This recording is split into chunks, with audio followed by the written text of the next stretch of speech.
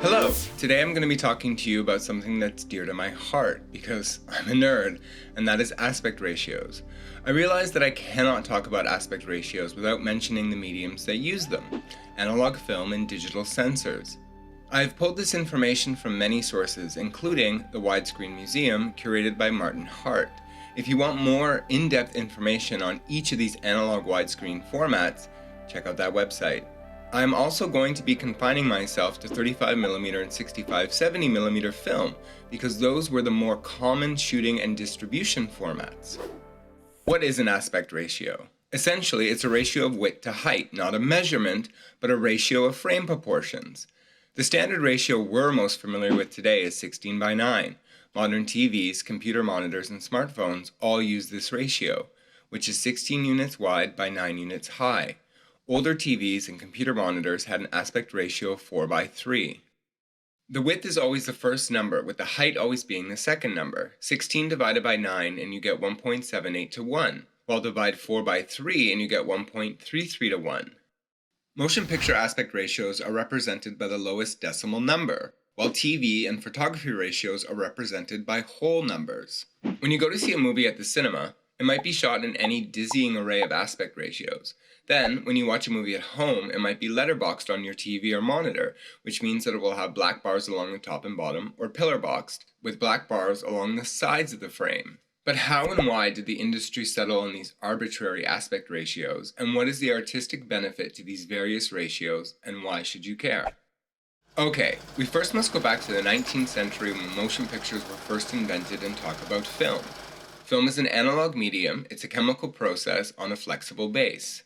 Light, i.e. photons, pass through the lens to a hole in the camera where the film sits, but the hole is square-shaped, so it's called a gate. This gate is covered by a shutter, but when you're taking a sequence of images, for movies, the shutter rotates and the light hits the negative and the film is advanced, and another still image is taken, giving the illusion of motion. Then, the film is developed and you get your images. Motion pictures are typically shot on negative film, which is then made positive by exposing it to another reel of negative film, creating an interpositive. Typically, motion picture film passes through the camera at 24 frames per second, and the shutter exposes each frame at 1/48th of a second, double the frame rate. If you change the frame rate to 30 frames per second, you'd get an exposure of 1/60th of a second, etc., etc. This is all translatable to digital technology and electronic shutters. Of course, you can unsync the shutter and frame rate for different awesome effects, but mostly, shutter speed is double the frame rate.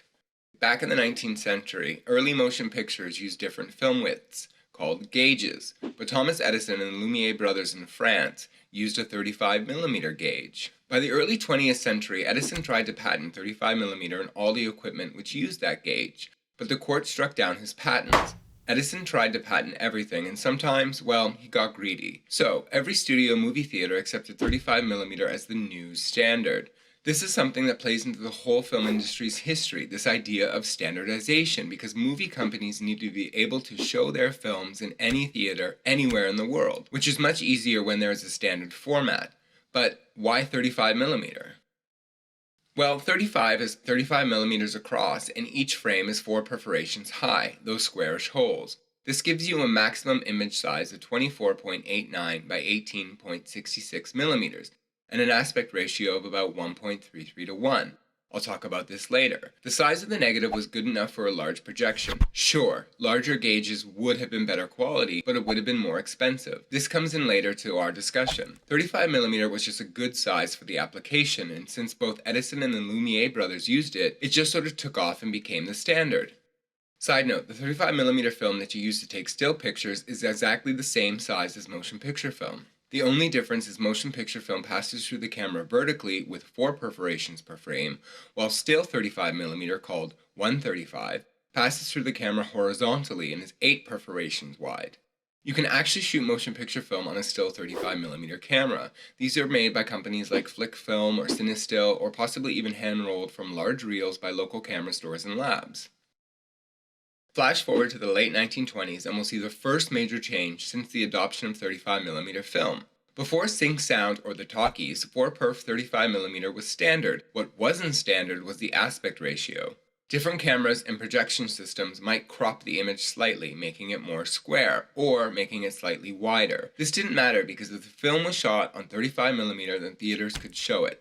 When optical sound on film became the standard, the optical soundtrack needed a few millimeters on the negative, which meant they had to standardize that width, and therefore the image size on the negative changed. Originally, the frame was 20.32 by 15.4 millimeters in size, attaining the 1.33 to 1 silent aspect ratio, and this was called the 1930 standardization. 2 years later, the Academy of Motion Pictures Arts and Sciences, the Oscars, widened the frame slightly to 22 by 16 millimeters, and thus was born the industry standard known as the Academy ratio, or 1.375 to 1. But the center of the film was no longer the center of the image on the negative. This remained the standard aspect ratio for pretty much 20 years. All those clocking films from the 30s and 40s were all shot on the Academy ratio. Sync sound made such a huge impact, but by the time the Academy ratio was adopted, Hollywood ceased making silent feature films. It's an example of an industry embracing new technology at a lightning pace. So, this video is over now. Thank you, the Academy ratio wins the day and everyone is happy. Not quite. During the 1930s and 40s, people went to the movies in droves. Even during the Depression, people still went to the movies. Even when the Supreme Court ruled in the late 1940s that movie studios could no longer own their own chain of theaters, the studios still had a monopoly on moving images. That is, until television became popular. TV had been around since at least the 30s, but it wasn't until after the war that television really started to pick up steam. Sets became cheaper and radio networks retooled for television and started offering more and more programming. By the early 50s, those same people who flocked to the movies over the last 20 years started to stay home. Television wasn't only an existential threat to motion pictures, it was starting to impact the studio's bottom line. Then, in 1952, like a cry from the dark, came Cinerama. Okay, what the heck was Cinerama and how does it tie into aspect ratios? Cinerama was a system that used 3 strips of 35mm film, all projected beside each other on a giant curved screen to create an ultra-wide and immersive experience aimed at getting people back in the movie houses. Each strip of film had an image 6 perforations high, boasting an incredible image fidelity, which is just a fancy word for quality. Cinerama had an aspect ratio around 2.6 to 1 or 2.65 to 1 and was the new it girl of motion pictures, for all of 10 minutes. First, the technology wasn't entirely new. Abel Gance had shot the end sequence of his 1927 classic Napoleon in 3 strips and projected them much like Cinerama. And just like Gance's film, Cinerama had a slight problem. Well, several in fact. Let's look at the pros and cons of the system. Because Cinerama used 3 strips of film 6 perfs high, the image it created was unmatched in 1952 by the standard 1 strip of 35mm film. The experience of watching a Cinerama film was truly immersive. However, edge bleed occurs when you try to line up 2 different or 3 different strips of film. Sure, Cinerama did a better job of this than Gance, but it was still a bit of an issue. The cost was also an issue as you needed 3 cameras, eventually brought down to 1 camera with 3 strips of film. And you also needed a whole lot of film. And finally, one of the real nails in the coffin for Cinerama was that movie houses would not only need 3 projectors calibrated or built to handle Cinerama, but also a crazy curved screen with holes in it so the light at the edges of the curved screen didn't reflect and fade the image in the center. For motion picture studios who rely on simple technology to create large distribution networks and need each movie house equipped with the technology to show their films, Cinerama wasn't really feasible. Sure, you might get a few Cinerama theaters in a large city, but that is only a small portion of the film audience, ergo fewer profits. Eventually, only 2 fiction feature films were shot on the 3-strip Cinerama system, How the West Was Won and The Wonderful World of the Brothers Grimm. So, after Cinerama debuts, the hunt is on for something new, something wide, and more importantly, something cheaper. It wasn't a real war, but I thought the title was catchy. As studios were hemorrhaging money to television, they each set out to find a way to compete with the little box. The goal was to create something so grand and immersive that it'll make your little TV screen seem like a match compared to a forest fire, and be cost-effective for studios and theater owners. 20th Century Fox was first out the gate, pun intended, with their invention of anamorphic widescreen, which they called CinemaScope.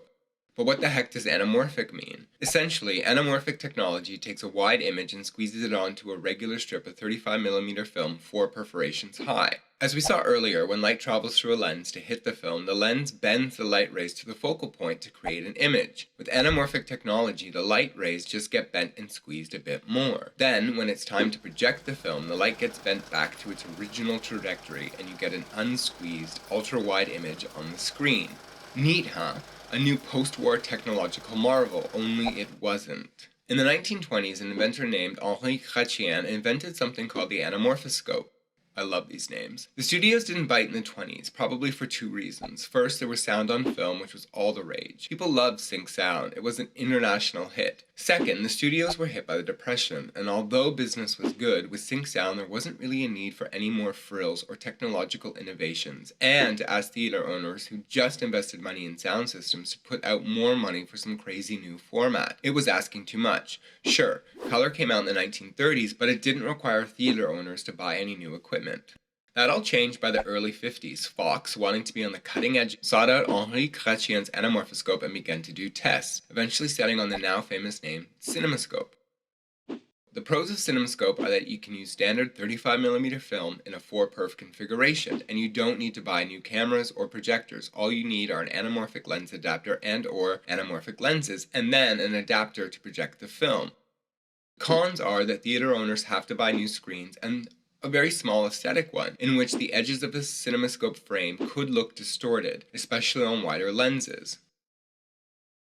This idea that all CinemaScope needed was lenses and adapters fitted over existing technology was really quite ingenious and cost-effective. Originally, Bosch and Lomb produced lenses and lens adapters, but soon a small company called Panavision started making their own projector lens adapters, and those were better than the Bosch and Lomb ones. And that's how Panavision started, as a third-party aftermarket projector lens adapter company. What made CinemaScope such a hit with Fox and the other studios like MGM, Columbia, Disney, and Universal was its price point. All the grandeur of Cinerama on existing technology and the standard 4-perf 35mm frame?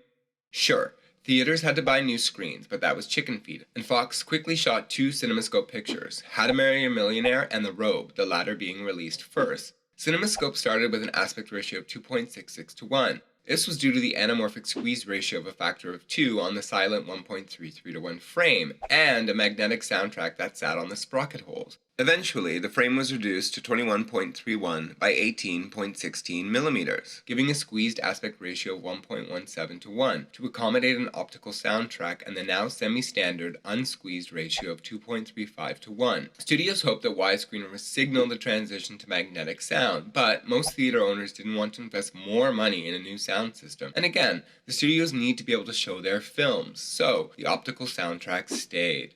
CinemaScope also represents something we're very familiar with in the digital era, that is, compression, only it was analog compression, squeezing a wide image onto a squarish shape. Paramount, along with RKO and Public Pictures, passed on CinemaScope. RKO had a trick up their sleeve, well, kind of, and Paramount started developing their own widescreen format, which they dubbed VistaVision. What is unique about VistaVision and sets it apart from all other widescreen processes at the time and ties it into still photography is that, unlike all other motion picture formats, say for Imax, which I'll talk about later, VistaVision passes film horizontally through the gate. That's right, and just like still photography, VistaVision is 8 perforations wide with a negative size of 37.7 by 25.17 millimeters. And a native aspect ratio of 1.5 to 1, the same as still photography, only photographers call that ratio 3 to 2, remember, whole numbers. Another aspect of the widescreen wars was not only width, but fidelity. Add width and fidelity and you get immersion. Hopefully you get people off their butts and away from the idiot box. VistaVision films, although shot at 1.5 to 1, were often cropped to 1.66 to 1, 1.85 to 1, or 2 to 1. Let's look at the pros and cons of VistaVision. It had all this gorgeous fidelity and a finer grain because the negative size had been increased. It uses a standard 35mm film, so Paramount didn't need to special order a new gauge. But because the negative was larger, you needed more film, driving up costs. Paramount also had to either adapt cameras or build new cameras, and then movie houses had to buy special VistaVision projectors. Eventually, Paramount realized that for theaters not equipped with a VistaVision projector, they would have to release a 35mm vertical print that had been matted or letterboxed. Despite the extra costs, VistaVision was a good system that produced an excellent image on standard 35mm film. Another development came from a company called Todd-AO. Co-founded in 1953 by Mike Todd, United Artists, and others, Todd-AO used 65mm film projected vertically on a 70mm print. Although 65 and 70mm are used interchangeably, 65mm refers to the camera negative and 70mm refers to the final distribution print. That extra 5mm is for high-fidelity magnetic soundtrack. Todd-AO hoped to create something that rivaled Cinerama without using 3 strips of film. The large negative format gave each frame a generous dimension of 48.5 by 22.1 millimeters and was 5 perforations high with a native aspect ratio of 2.2 to 1, which is a beautiful ratio. Todd-AO was a new technological post-war marvel, only again it was something from the past. In the 1920s and early 30s, studios experimented with using large film negatives, but again, after sync sound proved so popular, there wasn't really any need at that point to reinvent the wheel again. Let's look at the pros and cons of Todd-AO. It has a striking fidelity unmatched by other studios' widescreen systems, and unlike Cinerama, it just uses 1 strip of film to obtain similar results. But, like VistaVision, it required new cameras, more film, and new projectors. So, much like VistaVision, when a studio shot a film on Todd-AO, they also had to make a regular 35mm print for theaters not equipped with a 70mm projector. Additionally, at first, Todd-AO shot at 30 frames per second, unlike the regular 24 frames per second used since the talkies. Films like Oklahoma had to be shot both on Todd-AO and CinemaScope, increasing the budget. After 2 films were shot at 30 frames per second, Todd-AO acquiesced and switched to 24 frames per second, which was arguably a drop in the quality of the system. This frame rate argument is still being waged today. Some argue a higher frame rate was better, while others are 24 frames per second stalwarts. Eventually, someone got the idea to use larger film with anamorphic lenses, which resulted in a few different widescreen systems, like Ultra Panavision 70, which gives you a 2.76 to 1 aspect ratio through a 1.25 squeeze ratio on the anamorphic lens, on a regular 65mm negative. Ben-Hur was shot in Ultra Panavision 70. Cinerama even got back into the game and developed their own 65mm film system to rival Todd-AO. There were a variety of other innovations, like RKO's use of SuperScope, developed by Irving and Joseph Jasinski. SuperScope removed the optical soundtrack and shot on the whole negative area, silent film's old 1.33 to 1 ratio, with a negative frame size again of 24.89 by 18.66 millimeters. The image was then cropped to 2 to 1 and could be printed anamorphically for distribution. Since the anamorphic lenses squeezed the image by a factor of 2, the compressed squeezed image SuperScope was 1 to 1. The problem with SuperScope was that when they made the print, the image was not centered where all other film images were centered on the negative. When a SuperScope picture was projected, the projectionist had to adjust the projector, which was annoying because they had to play newsreels, cartoons, and trailers right before the film.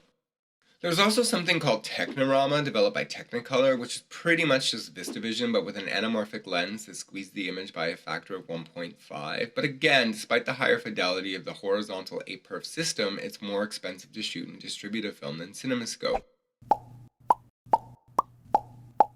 Eventually, CinemaScope kind of won the widescreen wars. When you think about it, it really is an ingenious concept. That's not to say that VistaVision and Todd-AO and the other systems were not good, but rather that they required additional technology to not only shoot the films, but to project them at movie theaters.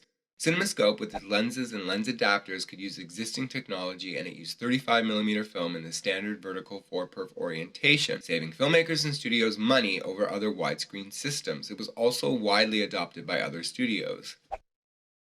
VistaVision cameras were eventually used to shoot special effects, starting with Star Wars. The increased fidelity was great for optical effects that required to be processed on something called an optical printer. Think analog Photoshop layers. The added fidelity increased the effects quality and reduced grain.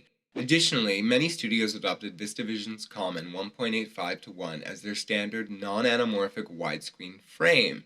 And as we'll see in part 2 of this video, the essence of VistaVision is still around today.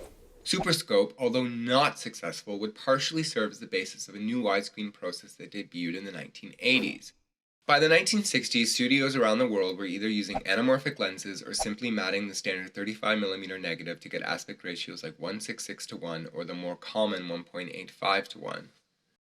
Films were still being shot in 65mm. This was reserved for A pictures like 2001: A Space Odyssey and Patton. Patton was shot on a process called Dimension 150, which required a curved screen and ultra-wide lenses giving a field of view of 150 degrees. Hence the name, Dimension 150. Patton was also one of the last sort of old-day widescreen releases, and we lost titles like Dimension 150, CinemaScope, Technirama, and even VistaVision. During the 70s, there wasn't really any further widescreen innovations. Panavision sort of cornered the anamorphic market and continued to not only make lenses, but cameras as well. Everything settled down. Widescreen was here to stay.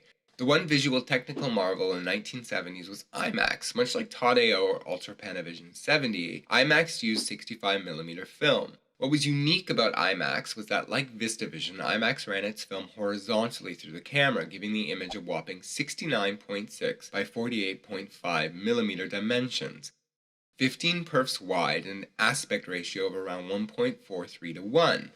Imax was never well suited for fiction films, though, as the cameras could only hold about 2 minutes of film, making it impractical for films that require multiple takes. Instead, Imax sold itself as a tool to make mind-blowing documentaries shown on crazy dome-shaped screens. Watching an Imax film is really a unique experience. By the 1980s, filmmakers had 3 widescreen options to choose from when shooting a picture. They could A, matte existing 35mm stock, B, shoot on anamorphic lenses, or C, shoot on 65mm. In the early 1980s, a doc filmmaker revived an old 35mm widescreen process called Techniscope for his film Dance Craze. Techniscope was a 2-perf matting system that produced an image with a 2.32 to 1 aspect ratio. It was not very popular owing to its relatively small size of 22 by 9.47mm compared to the 4-perf Academy ratio, which was 22 by 16mm. It was too small and the sacrifices on fidelity too great. Why not just shoot anamorphic instead? The innovation of what became Super 35 was simply to remove the optical soundtrack when recording, like SuperScope and CinemaScope, so one could utilize the whole width of the film strip except the sprockets, of course. Dubbed Super 35 because it used 35mm film with a frame dimension of 24.9 by 13.9mm at an aspect ratio of around 1.8 to 1, 3 perfs high. It was super cool. Shooting 3 perf allowed filmmakers to get around 33% more footage from standard film magazines. This was then further cropped to something like 1.85 to 1 or 2 to 1 or 2.35 to 1. But because the frame is wider than Techniscope owing to the missing optical track on the negative, the frame still retains good image quality. Tony Scott used the Super 35 process to film the cockpit sequences for Top Gun, as the large CinemaScope anamorphic lenses could not be cramped into that small space. Super 35 was then quickly adopted and used by a great number of Hollywood directors including James Cameron, Martin Scorsese, Quentin Tarantino, Ron Howard, Peter Jackson, and many others. Additionally, the other way to shoot Super 35 was the 4-perf system, exposing 4 perfs high with a negative image size of 24.89 by 18.66 versus the Academy ratio of 22 by 16mm. Ironically, 4-perf Super 35 was a return to the original 35mm image area of silent films. The argument against 3-perf Super 35 was that the image was not as good as anamorphic images. Also, that when shooting 4-perf Super 35 with a common topper center, you weren't really saving any money as opposed to using the 3-perf system. Why did they use common tops and centers? What's a common top and center? These questions lead me into part 2 of this video and the beginning of the digital era of cinema.